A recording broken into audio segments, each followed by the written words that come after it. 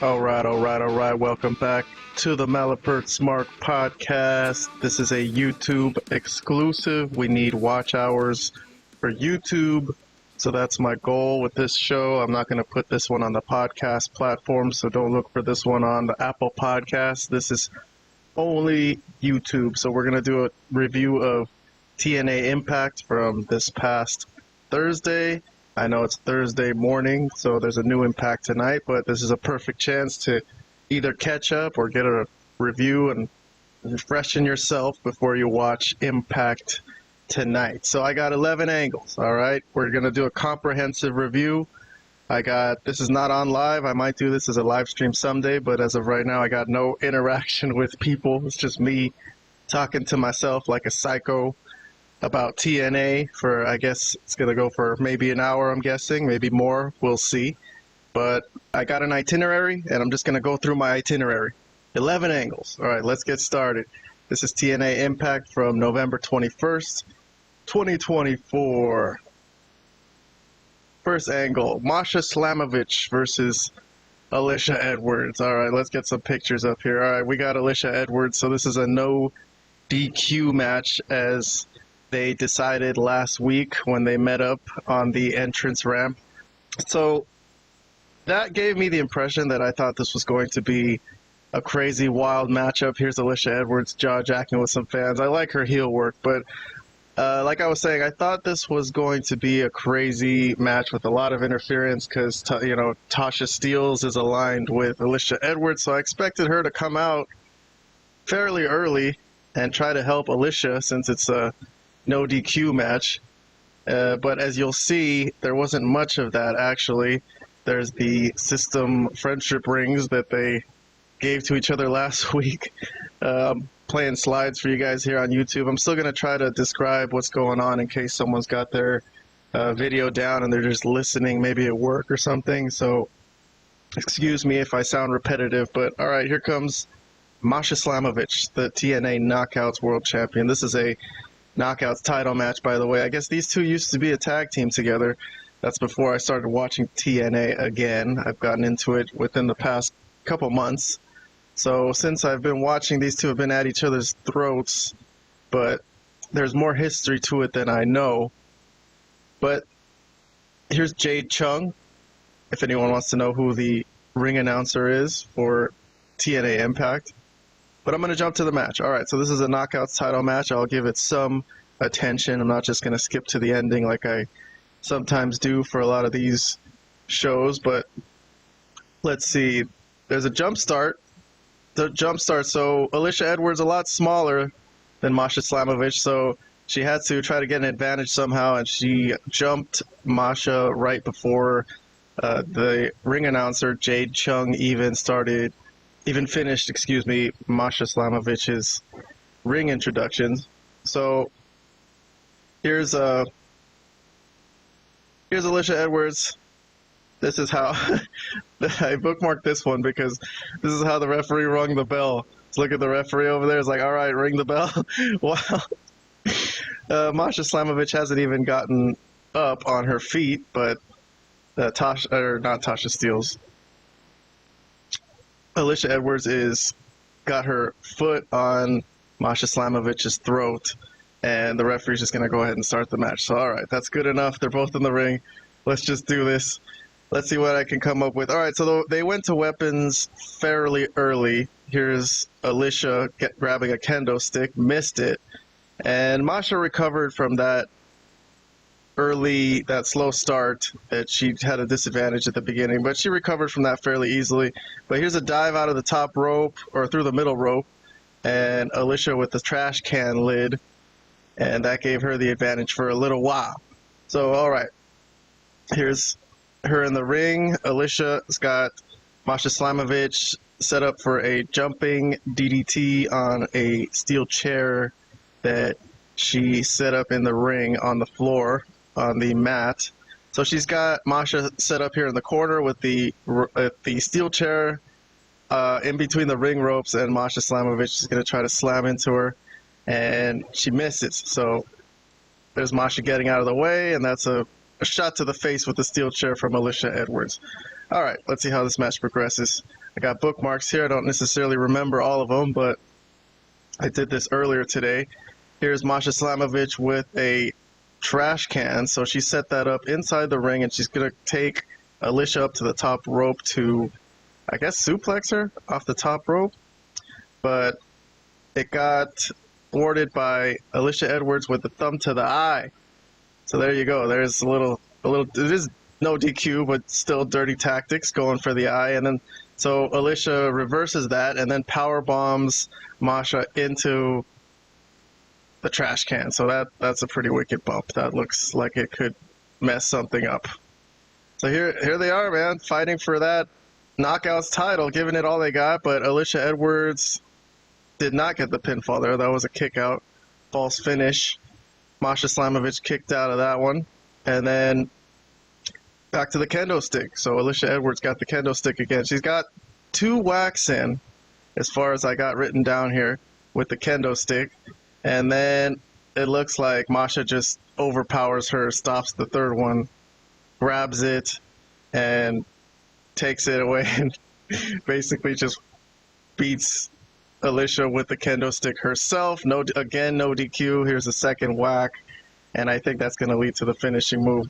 It's a package pile driver onto Alicia Edwards, and boom, Masha Slamovich retains the Knockouts World title. So she will be the one going into Turning Point as the champion, and she's going to face Jordynne Grace, which was what the stipulation was going into this match. The winner was going to face Jordynne Grace. Jordynne Grace had a rematch clause. She had lost the title to Masha at Bound for Glory. So, all right, Afterbirth, post-match Afterbirth. Here's Tasha Steelz, who I had expected to come help Alicia during the match, being that it's no DQ, even though Jordynne Grace would have probably came to thwart that and cancel that out. But still, I thought they would try, make this a little more chaotic. But all right, post-match Afterbirth, so Tasha's getting some shots in here on Masha, and here comes Jordynne Grace, as expected, to come help her friend. They've got a friendly rivalry going on. They've got a feud going for that Knockouts title, but nothing hateful, just a friendly, let's see who's best. But all right, so Tasha Steelz powders out, and there's Jordynne Grace and Masha Slamovich in the ring, and Jordynne hands Masha back her Knockouts title belt, and they give each other a look, and they're going to face off next Friday, which is actually this Friday, as I speak, as I'm recording this. So one more Impact, and then they're going to have a match. It's going to be 2 out of 3 falls, but we will discuss that more later on because there's another segment with them. So I got that marked down as a separate angle. All right, let me pull up my Malapert Smart rating system in case anyone is unfamiliar, if this is possibly your first go around with the show. Hold on one second. Where did I put that? Ugh, thought I had it ready to go, but I guess not. There it is. All right. So this is how we rate angles here on our podcast. I have had the same system for a few months. Basically thumbs up, thumbs down, but there's a couple extra things if you really, really like something, if you didn't like something. But for the most part, I usually stick around thumbs up, thumbs down, or, indifferent if we don't really care either way. But for this one, I got a review on this one. I gave this one a thumbs down, unfortunately.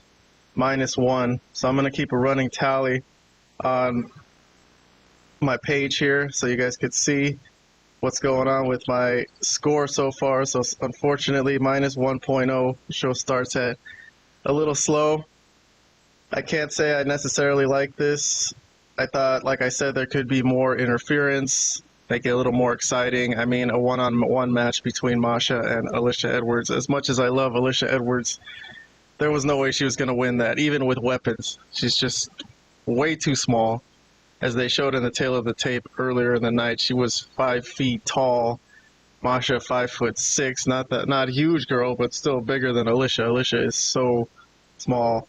And, they've made Masha look like a beast. She can compete with Jordynne Grace. So I didn't think that was very surprising to see her beat Alicia Edwards like that. And with Tasha Steelz ready to go, which they did the Afterbirth anyways. So, anyways, I thought it was a good match though for Alicia Edwards. I thought she worked a good match with Masha Slamovich. It made sense. It looked all right. I'm just kind of, upset with the booking and how there was a lack of booking. I wanted this one to be a little overbooked, but again, another loss for the system. All right, well, I got more angles to get through, so I'm going to move along from that one. I'm going to jump to angle number 2 for me. Let's see what we got. I got the Hardys and Ace Austin versus Trent Seven, Jake Something, and Hammerstone. All right, so let me pull up my slides for that, see what we got. All right, so here's the Rascals and Kushida. So these guys have been booked. I guess they did this sometime in between shows, like on the social media or somewhere, where they announced it's going to be the Rascals and Kushida against Jeff Hardy, Matt Hardy, the Hardys, and Ace Austin from ABC, who doesn't have a partner right now because Chris Bay got hurt at Bound for Glory. So, my thought on this booking, I mean, it's a fine matchup. It's a fine 6-man tag. A great Impact or TV match. I don't know about paying for it. It doesn't really have a story or an angle, but, it's got something, as we'll see later on. So here's the Rascals, where Zachary Wentz and Trey Miguel do their thing where they gush over the fact that they're facing the Hardys and how they used to be fans and they were kids. Good. Nice. That's cool. And they said they will be keeping an eye on the main event because the Hardys are in the main event against a trio of heels who they had a run-in with last week. But that was the main event. But you know what? I'm going to skip to that right now since I'm covering this angle. I'm going to just stick with the same topic and run through it and go to the main event. So I'm going to jump to the main event and I'll come back and cover the other angles in the order of their appearance. But all right, so here's the main event. So here's Jake Something. Here's Hammerstone. This is still Jake Something. I'm sorry. There's Alexander Hammerstone. I guess he's just called Hammerstone now in TNA, but on the indies I would hear his name is Alexander Hammerstone. Someone that a lot of people were high on, and he went to TNA. Interestingly, not to WWE, but okay. And here's Trent Seven, who, with the low blow around the world, the low blow heard around the world, as he calls it, that he's very proud of 2 weeks ago against on his former best friend Mike Bailey. And then last week they had a great segment, which was the only segment that I really liked last week, when Trent Seven bum rushed the Hardys and Ace Austin's promo time, and kind of just got into a scuffle, and his two friends helped him out. So I don't know if there's any history between these three guys, Trent Seven and Hammerstone and Jake Something, but it seems they've all bonded somehow, on their heelness or evilness, and they've become good friends. But all right, so they're facing Ace Austin. Here's Ace Austin coming out, face paint like Jeff Hardy, and here are the Hardys. So, all right, I think I'm going to skip to the end sequence on this one. Long match. It's the main event match, so it took up a lot of time. I think they gave it like at least the last 15 minutes or something like that. But the end sequence, all kinds of chaos here. So Something and Hammerstone have got Ace Austin on the outside, and there's going to be a Jeff Hardy dive. So here's Jeff Hardy still diving on people at this age. I don't know how old he is now. He's got to be in his 40s, but shit, it was late 90s that he's been doing that, so it's been decades. So all right, so the faces have got the heels on the ropes here. So here's Jeff Hardy with the swanton onto Trent Seven, and from earlier in the night, Trent Seven and Ace Austin are the legal men amongst all the chaos that's been happening. So Ace Austin's going to try to pin Seven, and he's going to get pulled out of the ring by Hammerstone and Jake Something. So they're having their friends back, and things have broken down on the outside. A lot of the contestants are on the outside. Here's the ref. The ref's on the outside. So he's out there, checking on the guys, seeing if anyone's dead and stuff. And here's Jeff Hardy, struggling, but tough main event match he's got going on. Doing a good job, I say. But all right, so back in the ring. So Seven and Ace Austin are in the ring, and Ace Austin's getting ready to set him up for a move, runs at him, and then boom, low blow. So this is actually, I think, one of my favorite things they got going on in TNA right now. I mean, if they can make the low blow Trent Seven's finishing move somehow, or gimmick move, that's just freaking funny to me. So, and it's always going to remind me of him turning on Mike Bailey, which was such a good moment.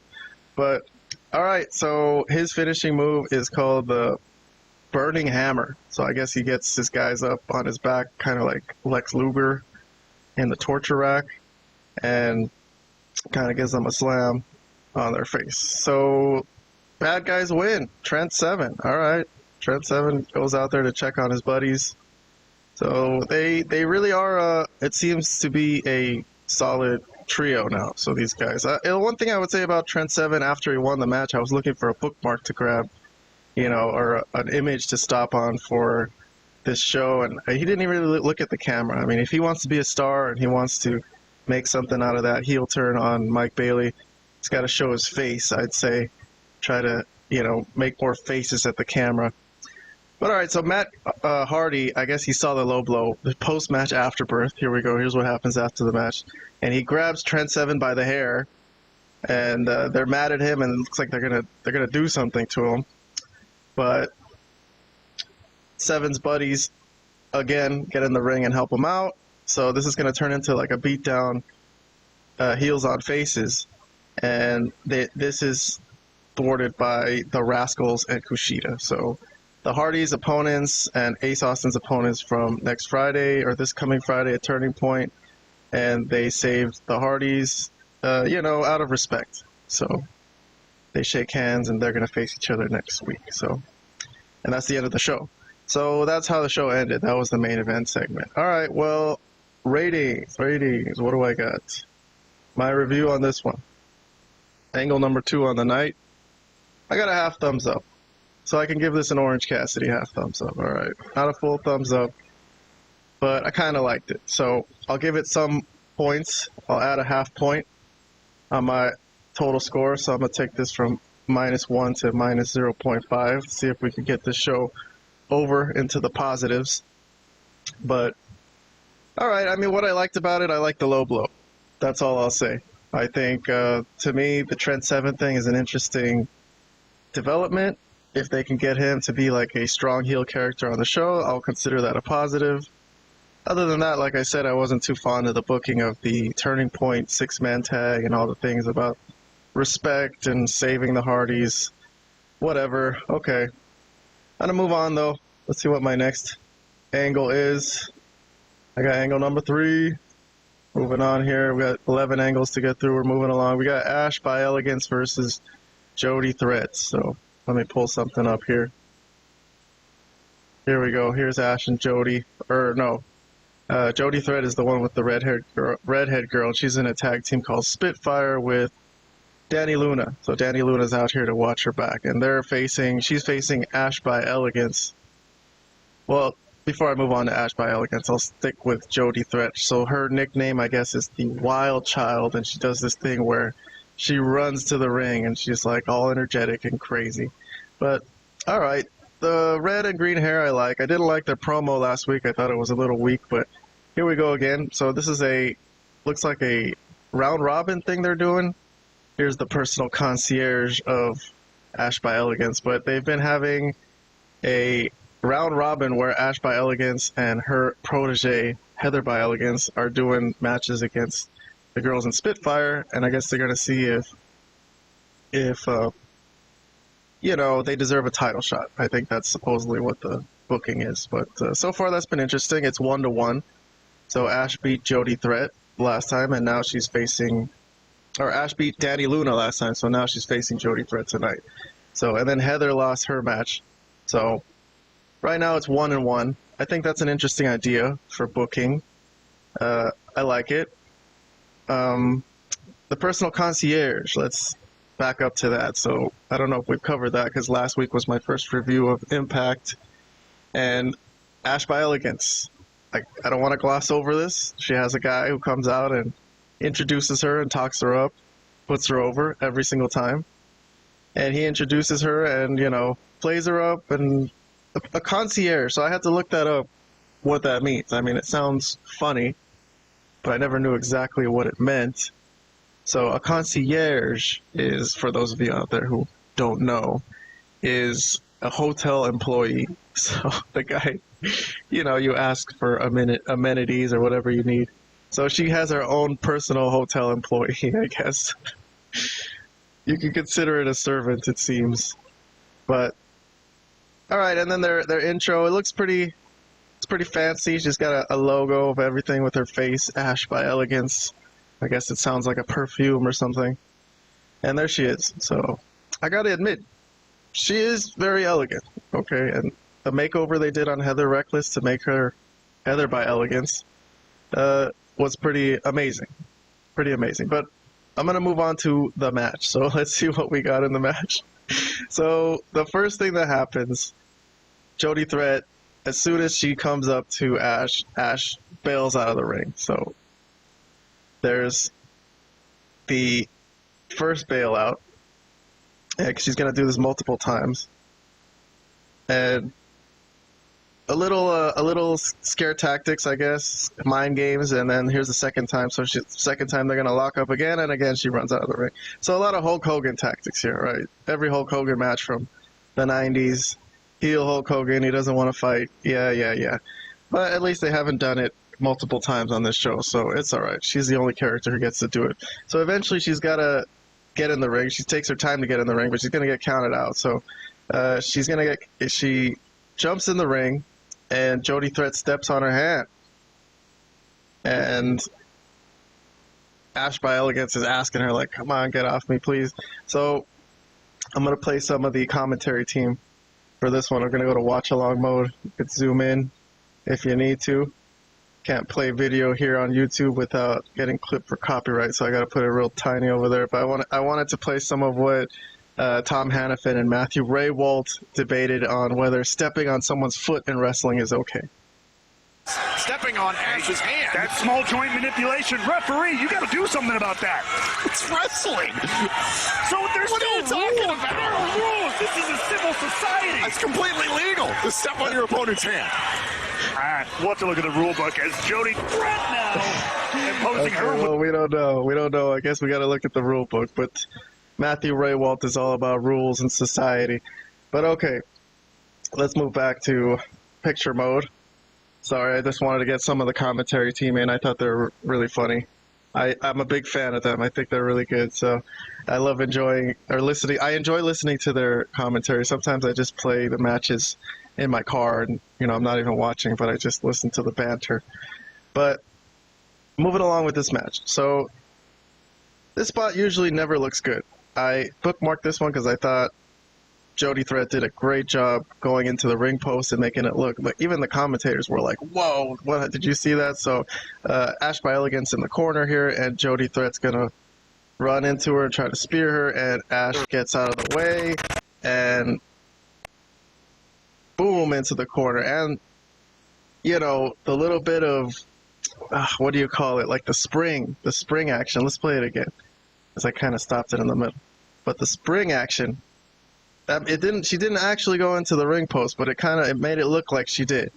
So all right, so here's the ref distraction off of that, and this is the first interference spot. So here's Heather by Elegance with the pulling of the hair, and I guess dragging her neck back into the top rope. So there's going to be multiple interferences, but this gave Heather by Elegance, Ash by Elegance, I'm sorry. Too many elegant people here, but Ash by Elegance had the advantage, and a little bit of showboating.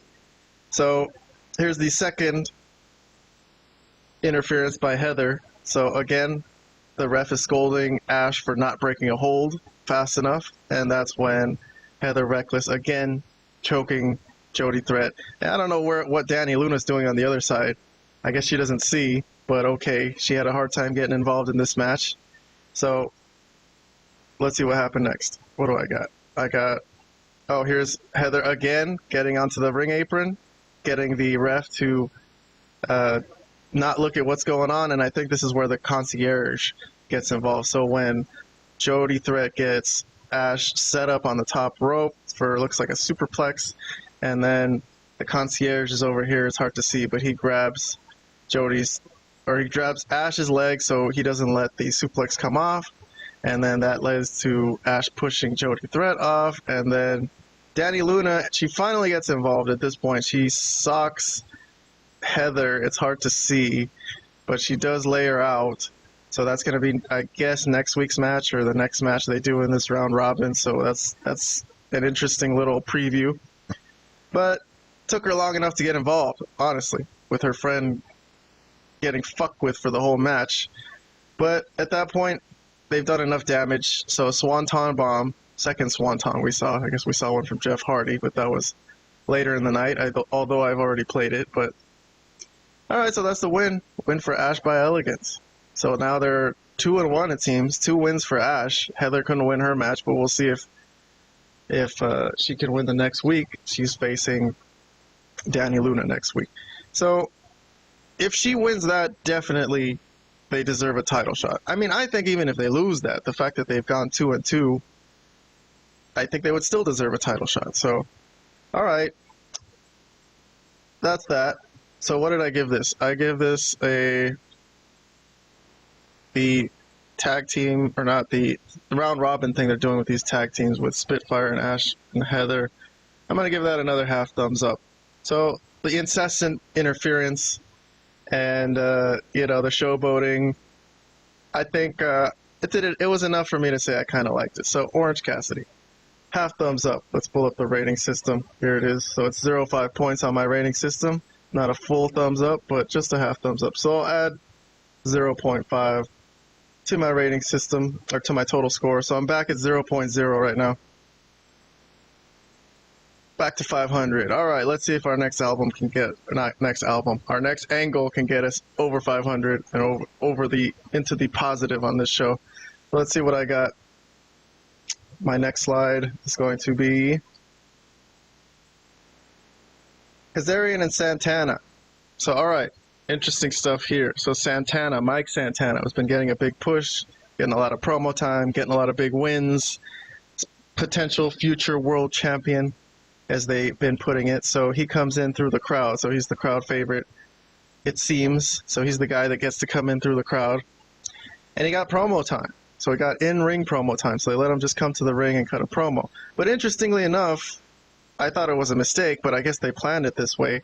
On the footage, or on the feed I have, it's from Axis TV. They just went straight to a commercial, like right in the middle of what he was saying.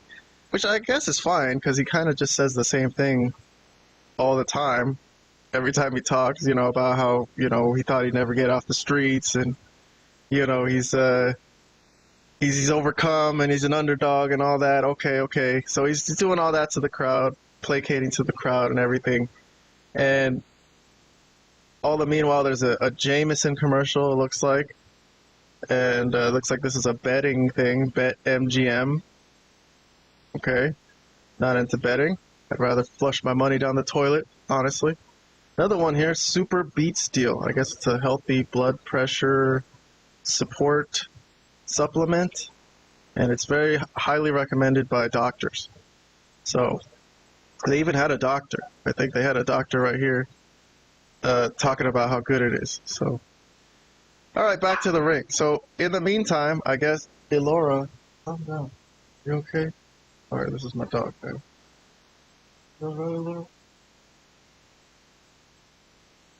Barking at something at the door. All right, I'm sorry about that. All right, back to the show. So during the commercials, we did see that Kazarian came to the ring. So Kazarian's in the ring with Santana now, and I guess we'll just hit play. I'll go to watch along mode. You can zoom in if you really want to watch along, and it'll be pretty clear quality. But for purposes of this show, I can't play the video on full screen. It'll get cut for copyright, so I'll just put it down here, and let's listen to the interaction between Mike Santana and Kazarian, who has the Call Your Shot Gauntlet trophy in his hand, by the way, and he's still waiting to cash that in for a title shot. But here's the promo. But since you out here, I got no problem cracking you over the head with that corny-ass trophy. Okay, wait a minute. let's go ahead and put that hot Puerto Rican temper in your back pocket, because I would love to embarrass you and send you back to the streets you came from right now. However, I have prior obligations, and I gotta embarrass Rhino again later tonight. But I wanted to let you know that I am going to be at Turning Point, and I'm going to be keeping a very close eye on the Nick Nemeth Eddie Edwards world title match. All right, I'm going to pause. So this is an interesting interaction because these two guys are obviously two of the top guys in this company. We're going after that world title. So basically, Kazarian's coming out because he's like, you know, all right, you're talking about being world champion, but really I'm going to be world champion, man. So he does have that trophy or that call your shot gauntlet contract that he could potentially cash in on Nick Nemeth at any point, anytime he's in the ring. So I guess it could happen, and I definitely deserve Kazarian.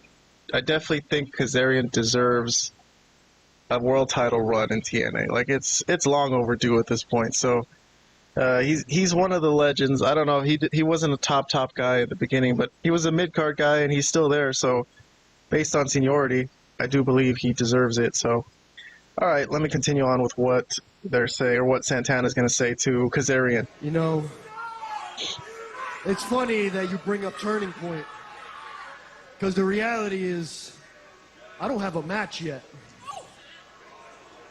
Me neither. I'm taking the night off. I've earned it. Nah. Right here in TNA, there ain't no nights off. Ain't no nights off. So, Santino, I know you back there watching because you always like to come out here at random moments. You don't got to come out here. Shut your damn mouth. I'm going to go back there, and I'm going to let the man know. How about, what do you think? We make this official. Frankie Kazarian, Mike Santana, Turning Point, and I can whoop that ass all over that building. Requested that night off months ago.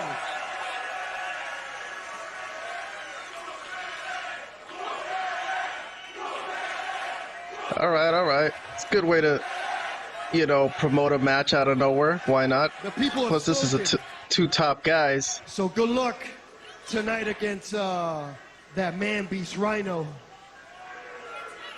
Because there ain't no more running for your bitch ass. All right. Called him a bitch ass. Damn. All right, and Kazarian just stood there and took it. He doesn't want to do that match. That looks like a tough match for Kazarian. But since he's got nothing going on, I suspect Santino will make that match. So, all right. This Santana and Kazarian segment, I consider that one angle, although it leads into the Rhino match with Kazarian. So they had a thing last week, and that match is going to happen right now. So before we get into that, I'm going to review the Santana-Kazarian segment as its own angle, since that set up a match. I consider that separate from everything that's going on. So I'll pull up the Matterport Smart rating system. Here we go. Pull up my slide again. What did I give this? All right, a lot of half thumbs ups today, okay? No full thumbs ups yet. I'm sure they'll come, but, you know, that wasn't bad. I kind of liked it.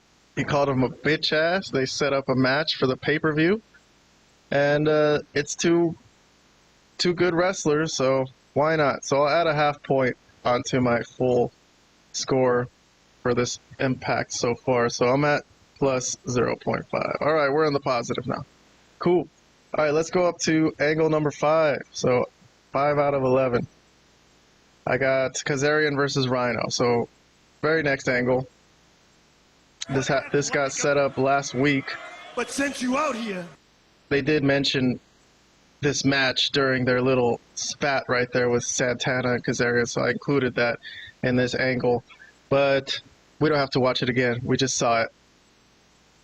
But Rhino's out here. They had a thing last week where Kazarian, he was upset that they showed an Impact, like classic Impact replay, and it included him getting gored by Rhino. He said Rhino's not relevant. That's disrespectful to me to play that. And then Rhino was actually standing right next to him when he was cutting that promo backstage, and he walked up to him and said he doesn't need a fancy trophy to prove that he could kick Kazarian's fucking ass. They censored it, but yeah, he cursed. And Kazarian was like dumbfounded that he cursed. He was like, you can't curse. Anyways, that set up this match tonight. But because Rhino, old ass Rhino, man, I'm sorry, but he has been around forever. Like, he's still working. But here's a spot on the outside where Kazarian drives Rhino's face into the steel steps, and Rhino sure sits out there and sells it for quite a while, almost the whole 10 count. But when I watch Rhino now, man, it feels like he's not really even selling. Like, that's just him actually having a hard time getting up. But all right, here's Kazarian, with the advantage in the ring. Let me move along in the match and see what else happened. Okay, so Kazarian tries to grab the trophy, the Call Your Shot Gauntlet trophy to use. The referee kind of pulls it away from him. So that's his first attempt to cheat. Then he has a scarf, and the referee's still looking. He's on him. He's like, what is he doing with that scarf? Pulls it off of him. Kazarian was acting like he had something in there. And then when the referee throws away the scarf, he low blows Rhino, kicks the middle rope into Rhino's balls. So, heel tactics, and here's the ending. Rhino goes for a gore, but he misses. Almost hit this middle rope, and I think Kazarian's going to roll him up and use the bottom rope for leverage. So Kazarian uses the bottom rope for leverage to defeat Rhino. There you go. All right, well, he sure had to use a lot of heel tactics to beat an old character who's not really very strong in this day and age, but okay. That's fine. Showing some more slides. So here's Kazarian trying to shake Rhino's hand, trying to kind of demean him a little bit. Tell him he did a good job. And I think how this segment ends is Kazarian's gloating and Rhino gores him anyway. And then that made the crowd pop. And Kazarian took that bump with the Call Your Shot Gauntlet trophy in his hand. So it went flying. It didn't break. It's pretty sturdy. So it hasn't been damaged yet. And all those like Money in the Bank and Christian's little thing he has where he has that contract has been damaged and hit so many times hit people's heads with it so many times that it doesn't even look recognizable. But okay, this one's looking good, and that's the end of that segment. So Rhino gets over. All right, Malapert Smart rating from me on this segment. Let's pull up the rating system. I gave this one an indifferent, so no thumbs up, no thumbs down, just nothing. I can't say anything bad about it, but I also don't want to say anything good about it. Not really excited to see Rhino in a match, but hey, they got a match out of him and they killed some TV time, and it looked all right, so I'm not going to give it a thumbs down, but nothing. All right, angle number 6.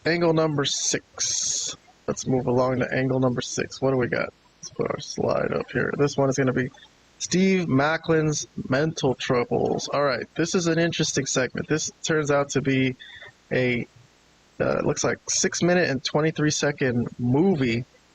Very well produced, and it's a deep, dark look inside Steve Maclin's mental troubles lately. So he's been having a thing with Josh Alexander where he can't beat him, and Josh Alexander keeps screwing him over and cheating and using heel tactics to win, and Maclin's just lost, and he can't do anything. He's been asking for another match, and Santino doesn't know what to do, what kind of match to give him, or, Eric Young's like, he's told him, you got to figure this out, man. So here he is trying to figure it out. So this is an interesting segment. Let's break it down. Steve Maclin, he's at the bar, he's drinking a glass of whiskey. He seems like a whiskey drinking type of guy. And I'm going to go through some slides. So here he is in his pickup truck, and he's going to his hotel room.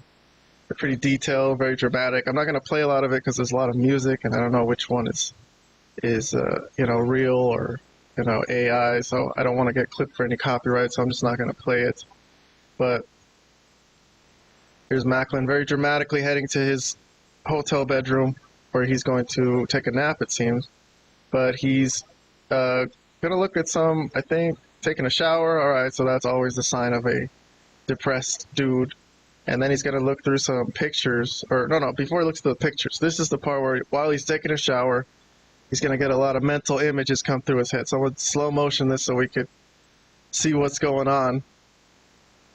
And alright, it looks like we got him screaming. Here's an image of him. Looks like in the military. So, okay, I think he was a military guy. I think I remember hearing that. But looks like it's scarred him mentally. There's another image of him screaming with his military uniform on. And the American flag, more screams. Just cutting back and forth really quickly. Really well made. So, from those images, I get the impression, man, this guy is fucked up. Okay, so they have they have portrayed that pretty well. So now he is looking through his pictures. So that's always another sign of being hella depressed when you've got old pictures that you're looking at. Looks like more military pictures. Writing in his diary. God, this guy, poor guy. And okay, here's some more. Okay, he's trying to sleep, so this is probably gonna be nightmares. So is that Deonna Purrazzo? All right, so he's married. Yeah, where's she in all this? She's in AEW, toiling away. You can't hang out with the poor guy. He's just depressed. But let's see if there's any more screaming, more American flag stuff. I think that's Deonna Purrazzo again at their wedding. I don't know if they've broken up or anything. From this scene, it seems like he's all sad. But all right, there's Eric Young. Eric Young's crazy face. So he also dreams about Eric Young. And I am super slow motioning this because this is all really fast. It all happened really fast, but okay. All right, I'm going to move along. Here he is, and it looks like in a military office of some commander or something, and he's sitting getting ready to talk to a commanding officer, and who sits down is Eric Young, which is pretty damn funny. He puts a badge down like he's some kind of government official or something. His friend Eric Young. All right, so they're gonna have a little interesting conversation. Although EY goes back and forth between this seat and the seat next to him, so this is obviously like fantastical. It's not real, but they do start talking. So I'm gonna switch to watch along mode, and let's listen to some of Eric Young talking to Steve Maclin in Steve Maclin's head. Do you know where you are, Steve? Sort of.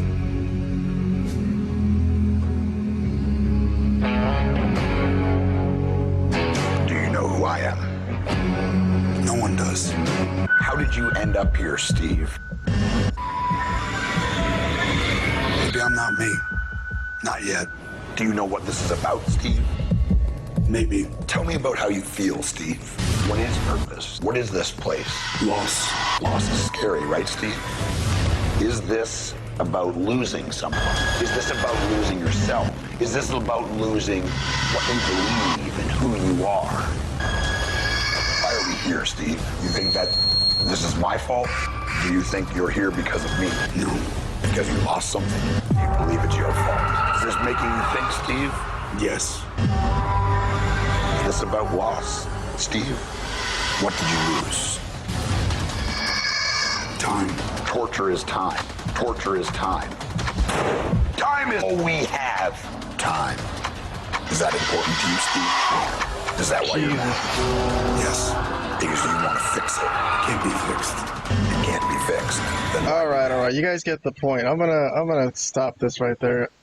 It goes for a little longer, but we get the point that Steve Maclin is just a troubled guy, and he doesn't really know what's up and what to do, which is kind of a good representation of this feud to me, because I was thinking about it last week. I was like, this is good, but I don't really know what's going on. I just feel like it's good. It's emotional. There's a lot of just raw, manly testosterone in it. This is the most testosterone-filled feud in all of wrestling, honestly, without CM Punk and Drew McIntyre going at it over there in WWE anymore. But this Josh Alexander, Steve Maclin thing has been really intense.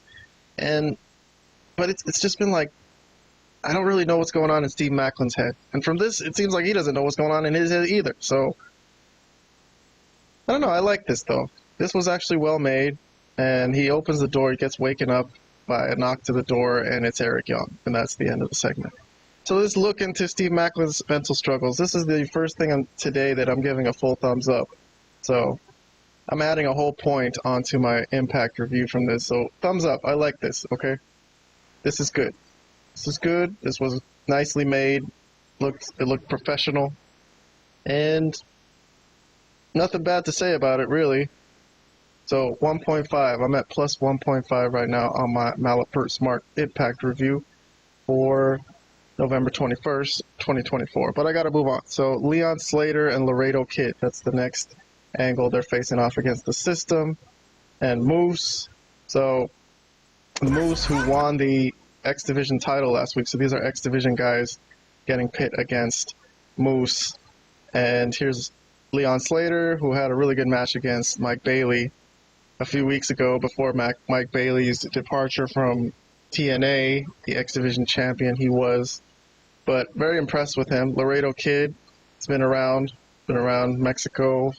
Maybe some of you have seen him in AEW a little bit. But all right, so they're facing off against the System. They're coming out all united, but they're not going to bring everyone to the ring. This one is just Moose and JDC, Johnny Fandango Curtis. But here's the look at the X Division champion Moose with that nice belt around his waist.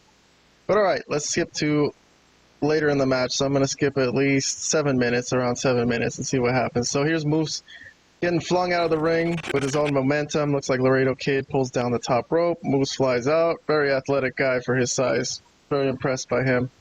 And here's a move that Laredo Kid tries to do a top rope move, a dive off the top rope, and Moose catches him in a powerbomb position and just powerbombs him onto the ring apron. So that looked crazy. Good spot. And then Moose not paying attention, and Leon Slater comes over the top rope onto Moose on the outside. So there's the dive for the night. And I think Laredo Kid gets the pin on Johnny Curtis here. So this is another loss for the System, 2 times. So I don't know how many losses the System can take before you start. You know, they're supposed to be the main heel tag team or the main heel group faction in this company. So I don't know about them taking a loss, especially to these two. But okay, Afterbirth. So Fandango, call him Fandango. Johnny Curtis attacks Leon Slater right after the match, and I think this is going to get stopped by a attack by Laredo Kid with a steel chair. So Laredo Kid is going to save Leon. Well, he didn't really save him because he got hit already. So Leon Slater or Laredo Kid is going to clear the ring, and so I guess there'll be no further attacks. And Laredo Kid, it looks like, is slated to take the next X Division title shot against Moose. So sorry, got a little mixed up there in my head. I also have to go to work in like 20 minutes, so I'm going to try to wrap up this review as quick as possible. But, alright, what did I give this? So, let's go up to our Malapert Smart rating system. So, angle number 7 for the night, Leon Slater and Laredo Kid against the System. I gave this one a thumbs down. Yeah, not fond of the System taking another loss like this. I think it hurts them. After a while, it's like, yeah, you can use those puns and say trust the System, you know, over and over again, and you know you can't escape the System. But eventually, when you keep losing and losing and losing, although he did win that X Division title last week, so that's cool. But regardless, I don't know. I kind of expected a little more from this post X Division, you know, Moose X Division reign post Mike Bailey. I thought it would be interesting, like the way when Abyss was the X Division champion. But so far, I'm not so excited by it and enthralled by it in week 1. I guess it could change, but we'll see. All right, so I'm going to move on to angle number 9. Oh, wait, hold on. -1, so I had to take a point off of my rating system. Sorry about that. But I'm going down to plus 0.5. Angle number 9. What do we got here? Oh, I'm at number 8. I'm sorry. Skipping one. So, sorry about that, guys. Sorry about people watching on YouTube. So this is Joe Hendry. Joe Hendry. Do you believe in Joe Hendry? I don't know if I believe in Joe Hendry, honestly. I think he's a nice guy, but I don't know about the gimmick. I think the gimmick might be a little difficult to prolong. I think he's got to win the title and get it over with for all these Joe Hendry believers, because how long can they keep doing this? I hope they don't make it his thing where he does this for 5 years or something. But all right, Joe Hendry promo. Let's just play it. Why not? Since we got nothing to do. Watch along mode. Say his name and he appears. Yeah, I don't know about that catchphrase. Say his name and he appears. He doesn't always appear when people say his name, so I just said his name. Thanksgiving is right around the corner, and there is a lot that Joe Hendry has to be thankful for this year. When I think about the accomplishments, the journey that I've been on, the journey that we've been on, it has been unprecedented. It's unbelievable, and it's because of each and every single one of you believing in me.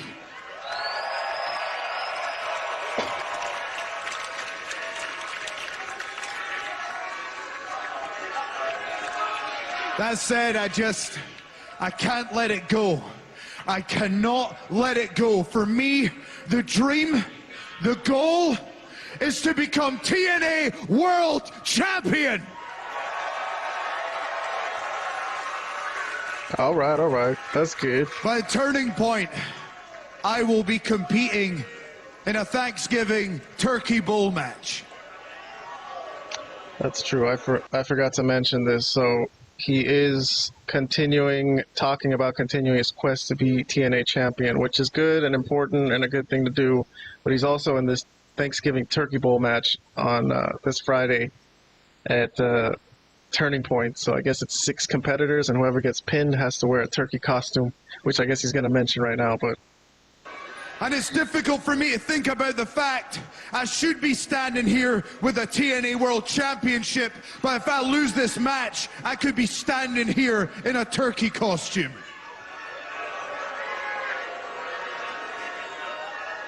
But the TNA World Championship is the richest prize in the game. And greatness is worth the risk of humiliation. If I can beat 5 other stars, I will get that much closer to becoming TNA World Champion. And if you take anything from my journey, it's this. When you have a dream, when you have a goal, you go all the way. You go all the way and you chase that dream. You don't stop. You risk it all to achieve it. Because anything is possible when you believe. all right. Anything is possible when you believe. Say his name and he'll appear. All right, so, man, what do I got to say about that? Not much, honestly. I think it was a very ordinary promo. I would give it an indifferent, but let me pull up my rating system. I think I'm going to give this one a thumbs down, unfortunately. I have reasons for it. I mean, I like how he mentions that he's still involved in the title picture, and he's going to go after that still. But this Nick Nemeth thing and JBL and everything and what happened there at Bound for Glory, it's getting, like, too far in the rearview mirror for something that needs to be, like, addressed right away, right now.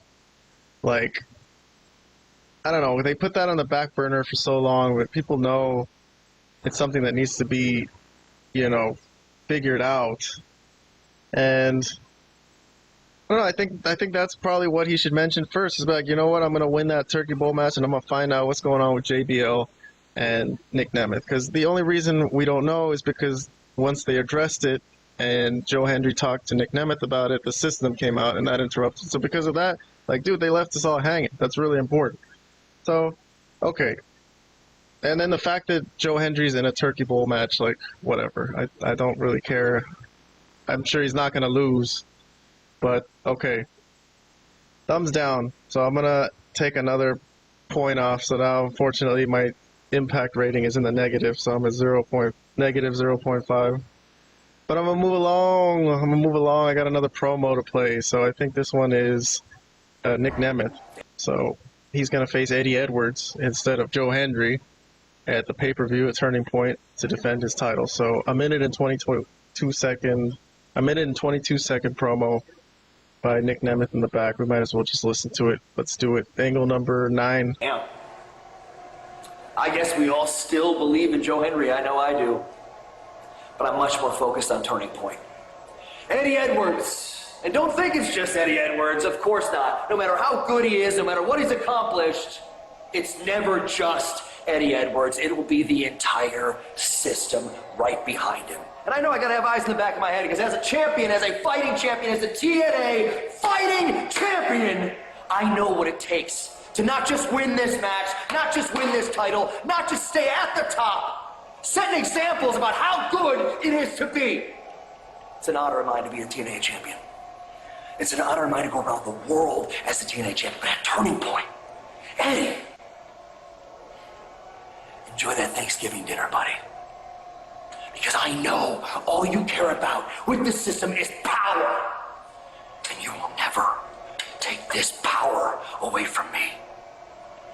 Turning Point, the wanted man does what he does best. Steals the show. And stays your TNA World Champion.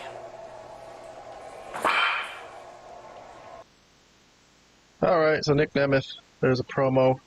They gave him some time to talk. No interviewer. He just started talking by himself. What did I give this segment? Let me pull up my rating system. I gave this an indifferent, so I'm at 0. I didn't think he's very charismatic or entertaining. Honestly, same old problem with Dolph Ziggler. I don't mind him being TNA champion. He's got some pedigree in this business. He's been a WWE champion. But Laura, calm down. Shh. There's another dog barking outside. Sorry. I'm trying to podcast, but I live with a dog here. All right, so Nick Nemeth. Sorry, I forgot to change the slide. Currently, we're talking about Nick Nemeth. Oh my god, what is that dog barking? Sorry, Alora, I'm sorry. My dog's name is Alora. By the way, let me introduce her to you guys.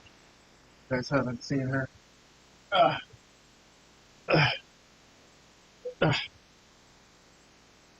This is Alora.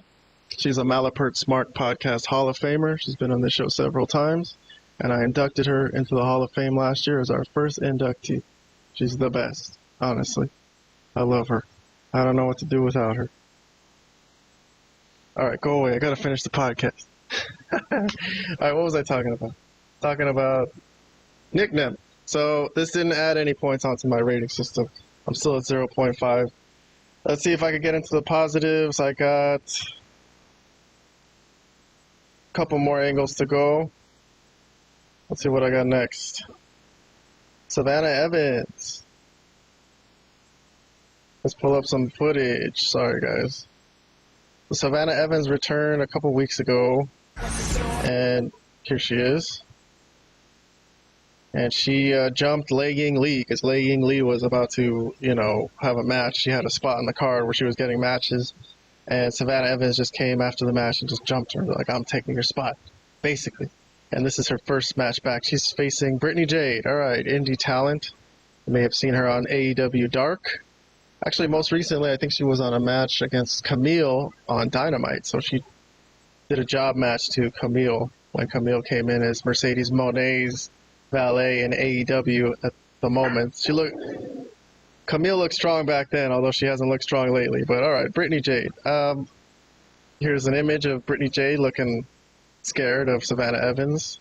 It's a lot smaller, but I'm going to play the series of moves that finished her off. I think she just put 3 big power moves on her, and that was it. So here's a crazy slam. I mean, Brittany Jade is not a small girl, so this is good work for a job match. And here's a running Samoan drop by Savannah onto Brittany Jade, and then I think the final thing is a full Nelson slam.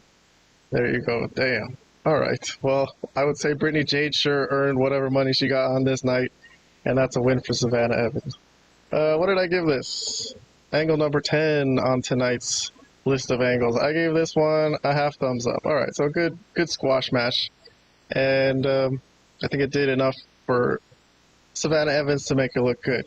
I could have given this more points. I would have given this a full thumbs up, or maybe even more, if they did the obvious thing of letting Lei Ying Lee come back and, you know, attack Savannah for disrespecting her and basically trying to just bum rush her and push her off her spot in the card, which basically she did, because this was the spot that Lei Ying Lee would have gotten in the past. This was a spot in the middle of the card where she would have had a match, and then Savannah Evans just basically took it, so now it's her spot now. But, alright, regardless, even though there was no Lei Ying Lee, I still think this was pretty good for Savannah Evans. So, moving along. What do I got on the next angle? Oh, I added a half point. I'm sorry, so I gotta get this up too. Change my total score. So I'm back up to 500. So I'm at 0.0 now. Let's see. One last angle. Let's see if it can get me over the hump. Get us over into the positive here. So Masha Slamovich versus Jordan Grace. So they had a segment on this show where they were backstage, and I think they cut a promo together on their match coming up at Turning Point. So we might as well just play it. This is the last angle we got today, angle number 11, and after this I'll reveal my final score for the evening. That match went pretty much exactly how I thought it would. Well, that match went pretty much exactly how I thought it was going to go. So you know what that means? Me and you, one more time at Turning Point. Jordan, me and you one more time. You know I love to take every opportunity to prove who the best woman is. And this time, at Turning Point, let's leave no doubt. Let's make this match a 2 out of 3 falls match. I actually love that idea. We'll get to see who's really at the top of their game and continue to show the world what it means to be a TNA knockout. I'll text you. Alright, so they're very friendly, these two. They're such good friends. Good for them. But okay, this promo, what do I give it? The idea of them facing off in a 2 out of 3 falls match, and whatever else about the promo that I liked or didn't like. Honestly, I didn't like or like really anything about it, so I'm giving it an indifferent. I'm at a 0, so no points either way. But alright.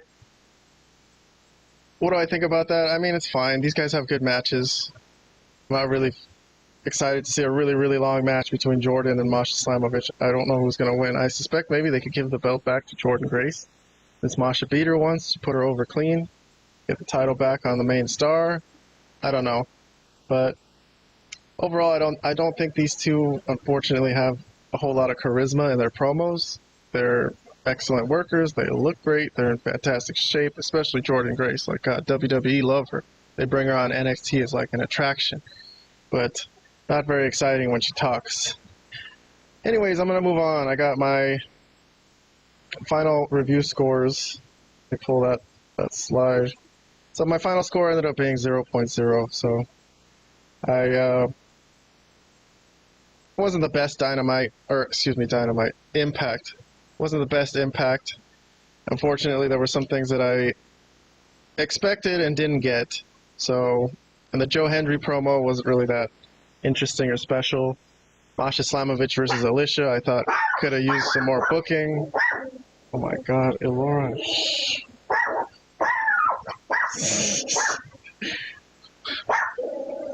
I can't do a podcast. I just can't. I'm not allowed to because I have a dog. But anyways, 0.0. Not a bad score, alright? With all the negatives, there were some positives, so I still enjoyed myself. Let me move back to... Podcast. Let's do a podcast. Hey, Laura, did you like TNA Impact? You watched it with me last night. What did you think?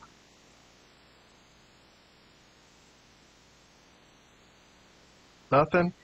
Now you're quiet, huh? Now you get on the mic and you get shy. Alright guys, I gotta go to work actually. That took longer than I thought. I'm at an hour. But please subscribe. We're gonna do more TNA. Turning Point is coming up. So next week, when I do my review, I'm going to do Impact and Turning Point together in the middle of the week next week. So, all right, that'll be it for my review of TNA Impact, November 21st, 2024. Hope it was interesting to you. Hope you get back into TNA if you've lost it or if you've been away.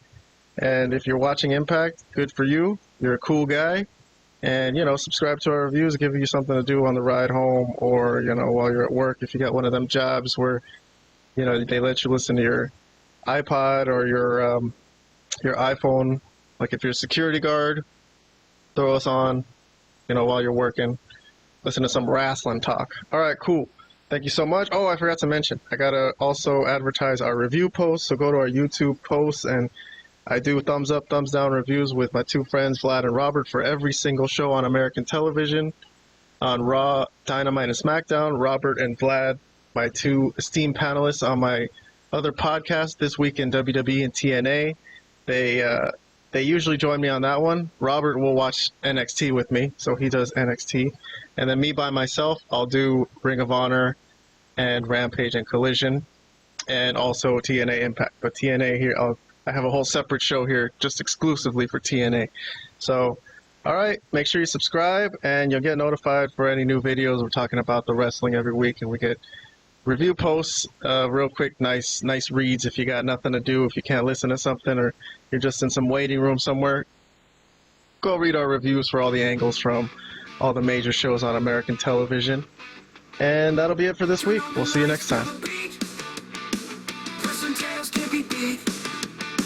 Join the crew, take your seat. Welcome to the Wrestle Heat. Our first one time to fly. Stories don't catch your eye. Talking champs till we die. The smoke's always high. Fights and myths, all we say. Heroes rise, villains sway. In the ring, night and day. Wrestling talk, come and stay. Now the birds fly, time to fly. Stories don't catch your eye. Talking champs till we die. The smoke's always high.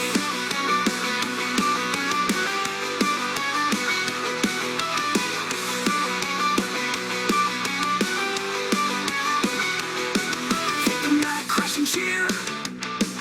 All the news you wanna hear. Wealth and fame always near. Let the crew have no fear.